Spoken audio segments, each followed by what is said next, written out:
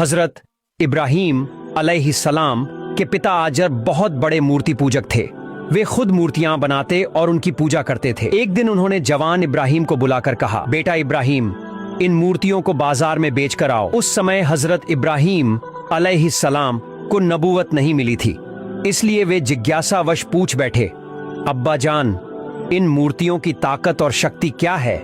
बेटे के मुंह से ऐसा सुनकर आजर बोले, बेटा, यही मूर्तियां हमारे भगवान हैं। इन्होंने ही आसमान, जमीन और पूरी दुनिया बनाई है, यहाँ तक कि हमें भी, इसलिए हमें इनकी पूजा करनी चाहिए। यह कहकर उन्होंने मूर्तियों को एक टोकरी में रखा और इब्राहीम अलैहिस्सलाम के सिर पर रख दिया।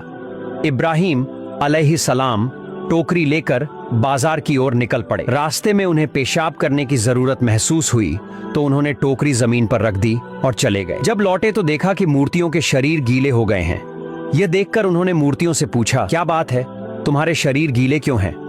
लेकिन मूर्तियां तो बोल ही नहीं सकती थीं, इसलिए कोई जवाब नहीं आया। तभी उन्होंने देखा कि पास में एक कुत्ता खड़ा था और उसके नीचे से पानी टपक रहा था। यह देखकर हजरत इब्राहीम अलैहिस्सलाम समझ गए कि कुत्ते ने मूर्तियों पर पेशाब कर दिया है। गुस्से में वे चिल्लाए, तुम तो भगवान हो, तुमने आसमान, जमीन और इंसानों को बनाया है, तो फिर इस मामूली कुत्ते से अपना बचाव क्यों नहीं कर सके? जब कुत्ता तुम पर पेशाब कर रहा था तब तुम भागे क्यों नहीं, या कुत्ते को भगाया क्यों नहीं?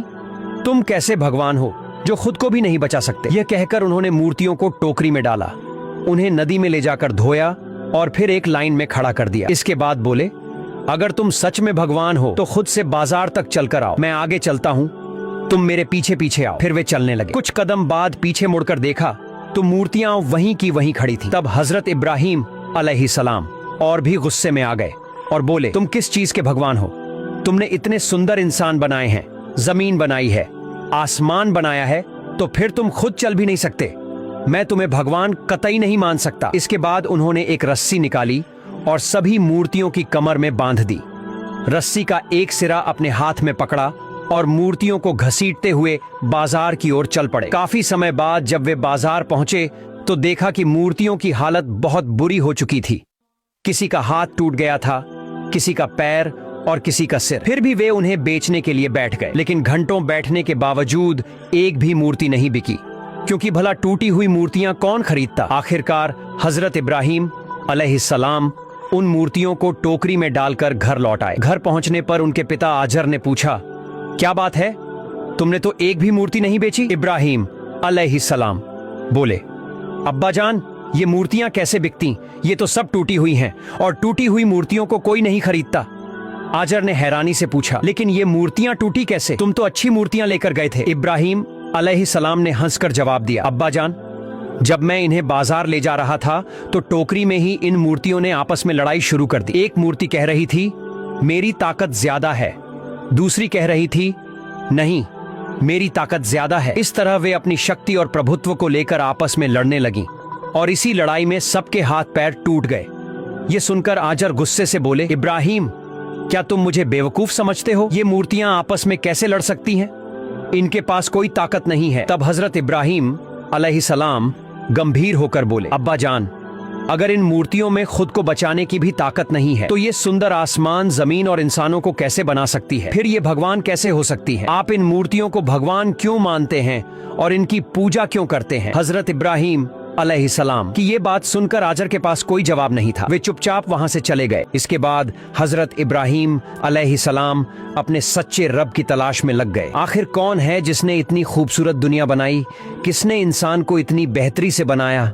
वे बेचैन हो गए और सृष्टि के असली रचयिता को खोजने के लिए सोचने लगे। एक दिन गांव के लोग उनके पास आए और बोले, इब्राहीम, हमारे गांव में बहुत बड़ा मेला लगा है, गांव का हर इंसान वहां जा रहा है, तुम्हें भी जाना होगा। हजरत इब्राहीम अलैहिस्सलाम ने शांत स्वर में जवाब दिया, मैं बीमार हूं, इसलिए मैं मेले में नहीं जाऊंगा, तुम लोग जाओ। हालांकि वे शारीरिक रूप से पूरी तरह स्वस्थ थे, लेकिन अपने रब की तलाश में वे अंदर से बेचैन और परेशान थे। गांव वालों ने कहा, ठीक है इब्राहीम, जब तुम मेले में नहीं जा रहे हो तो हमारी इन मूर्तियों की देखभाल करो, हम 3 दिन बाद लौटेंगे। इन दिनों में कोई चोर हमारी मूर्तियों को चुरा न ले, इसलिए तुम इनकी रखवाली करना। यह कहकर गांव के सभी लोग मेले में चले गए। जब पूरा गांव खाली हो गया तो हजरत इब्राहीम अलैहिस्सलाम मूर्तियों के उस घर में दाखिल हुए। वे सोचने लगे, मेरी कौम के लोग इन मूर्तियों को भगवान मानते हैं और इनकी पूजा करते हैं। चलो देखता हूँ, क्या मुझे इस सुंदर दुनिया का सृजनहार यहाँ मिल सकता है। उन्होंने चारों ओर देखा। वहाँ सैकड़ों मूर्तियां थीं, कुछ छोटी, कुछ बड़ी और कुछ इतनी विशाल कि देखकर हजरत इब्राहिम अलैहिस्सलाम हैरान रह गए। हर मूर्ति के सामने फल और तरह तरह के भोजन रखे थे, लेकिन कोई भी मूर्ति उन्हें खा नहीं रही थी। उन्होंने गौर किया कि हर मूर्ति का मुंह खुला हुआ था। किसी के 10 हाथ थे, किसी के 8, किसी के 12, किसी के हाथ में भाला था, किसी के हाथ में तीर। हर मूर्ति का आकार अलग था और बहुत बारीकी से तराशी गई थी। तब हजरत इब्राहिम अलैहिस्सलाम उन मूर्तियों से बोले, क्या बात है, मेरी कौम के लोग तुम्हारी पूजा करते हैं, तुम्हें भगवान मानते हैं, कहते हैं कि तुमने ये सुंदर दुनिया बनाई है, इंसानों को बनाया है, तो फिर तुम ये खाना क्यों नहीं खा रहे? तुम्हारे सामने इतने तरह तरह के व्यंजन रखे हैं, इन्हें खाओ। वे बार बार मूर्तियों से यही कहते रहे। उन्होंने अपने हाथ से थालियां उठाकर मूर्तियों के मुंह के पास ले जाकर कहा, लो खाओ, लेकिन कोई भी मूर्ति नहीं खा सकी। हजरत इब्राहिम अलैहिस्सलाम गुस्से में बोले, तुम किस तरह के भगवान हो? तुमने इस खूबसूरत दुनिया को कैसे बनाया? तुम तो खुद से हिल भी नहीं सकते, तुम्हें तो इंसान बनाता है, फिर तुम इंसानों के भगवान कैसे हो सकते हो? तुम्हारे सामने इतने स्वादिष्ट व्यंजन रखे हैं, लेकिन तुम्हें इन्हें उठाकर खाने की ताकत तक नहीं, और यह दुनिया तुमने बनाई, इसे मैं कतई नहीं मानता। यह कहकर हजरत इब्राहिम अलैहिस्सलाम ने एक कुल्हाड़ी उठाई और मूर्तियों को तोड़ना शुरू कर दिया। उन्होंने सैकड़ों मूर्तियां तोड़ डालीं और सबसे बड़ी मूर्ति के कंधे पर कुल्हाड़ी रखकर वहां से चले गए। 3 दिन बाद जब गांव के लोग मेले से लौटे और पूजा करने के लिए मंदिर पहुंचे, तो उन्होंने देखा कि सारी मूर्तियां टूटी पड़ी हैं। वे चिल्लाने लगे, हम बर्बाद हो गए, हमारी सारी मूर्तियां तोड़ दी गईं। तभी किसी ने कहा, याद है, मेले पर जाने से पहले हमने इब्राहिम को मूर्तियों की रखवाली के लिए छोड़ा था, मुझे लगता है उसने ही यह सब किया है। सुनते ही बाकी लोग बोले, हाँ तुम सही कह रहे हो। फिर वे हजरत इब्राहिम अलैहिस्सलाम के पास गए और गुस्से से बोले, इब्राहिम, हमने तुम्हें इन मूर्तियों की रखवाली के लिए छोड़ा था, तो फिर इनका यह हाल कैसे हुआ? हजरत इब्राहिम अलैहिस्सलाम ने चतुराई से जवाब दिया, मुझे क्या पता, वह जो सबसे बड़ी मूर्ति है जिसके कंधे पर कुल्हाड़ी रखी है, उसी से पूछो, शायद उसी ने छोटी मूर्तियों को तोड़ा होगा, क्योंकि उसमें सबसे ज्यादा ताकत है। यह सुनकर गांव के लोग बोले, इब्राहिम, क्या तुम हमें बेवकूफ बना रहे हो? यह मूर्ति दूसरी मूर्तियों को कैसे तोड़ सकती है? इसमें तो कोई ताकत ही नहीं है, इसका अस्तित्व भी तो हमने ही बनाया है। तब हजरत इब्राहिम अलैहिस्सलाम गंभीर होकर बोले, अगर इस मूर्ति में खुद की भी कोई ताकत नहीं है, तो यह तुम्हारा भगवान कैसे हो सकता है? जिसे तुमने खुद बनाया, उसकी पूजा क्यों करते हो? इस मूर्ति के शरीर पर अगर एक मक्खी भी बैठ जाए तो यह उसे हटा तक नहीं सकती, तो फिर ऐसी मूर्ति भगवान कैसे हो सकती है? हजरत इब्राहिम अलैहिस्सलाम की ये बातें सुनकर गांव के लोग समझ गए कि मूर्तियां तो इब्राहिम ने ही तोड़ी हैं, लेकिन उनकी दलीलें इतनी तगड़ी थीं कि किसी के पास कोई जवाब नहीं था। वे सब सिर झुकाकर चुपचाप वहां से चले गए। फिर एक रात हजरत इब्राहिम अलैहिस्सलाम ने आसमान की ओर देखा। वहां बड़े बड़े चमकते तारे नजर आ रहे थे।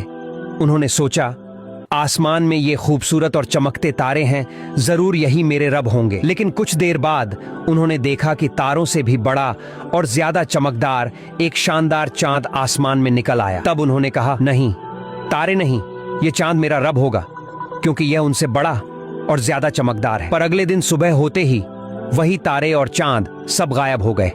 तब हजरत इब्राहिम अलैहिस्सलाम ने सोचा, जो खुद ही डूब जाता है और खत्म हो जाता है, वह कभी मेरा रब नहीं हो सकता। फिर कुछ समय बाद सूरज निकला। उन्होंने देखा कि यह चांद और तारों से भी बहुत बड़ा और ज्यादा रोशनी देने वाला है। तब वे बोले, यकीनन यह सूरज ही मेरा खुदा होगा। लेकिन दिन के अंत में सूरज भी डूब गया। तब हजरत इब्राहिम अलैहिस्सलाम ने कहा, नहीं, यह सूरज मेरा खुदा नहीं हो सकता। जो चीज खुद डूब जाए और खत्म हो जाए, वह मेरा खुदा कैसे हो सकती है? इस तरह हजरत इब्राहिम अलैहिस्सलाम सृष्टि के असली सृजनहार को खोजते रहे। वे बेचैन थे, हर रोज नई चीजों में अपने रब को ढूंढने की कोशिश करते, लेकिन हर बार निराश हो जाते। आखिरकार जब हजरत इब्राहिम अलैहिस्सलाम सही उम्र में पहुंचे, तो अल्लाह रब्बुल आलमीन ने उन्हें नबी घोषित कर दिया। फरिश्ता जिब्राइल अलैहिस्सलाम उनके पास आए और संदेश दिया, हे इब्राहिम, तुम अल्लाह ताला के नबी और पैगंबर हो। जिस सच्चे धर्म और सच्चे दीन की तलाश तुम कर रहे थे, अल्लाह रब्बुल आलमीन ने वह सच्चा दीन तुम्हें दिया है। वही अल्लाह इस धरती के सृष्टा हैं। इस खूबसूरत दुनिया और इंसानों को अल्लाह ने ही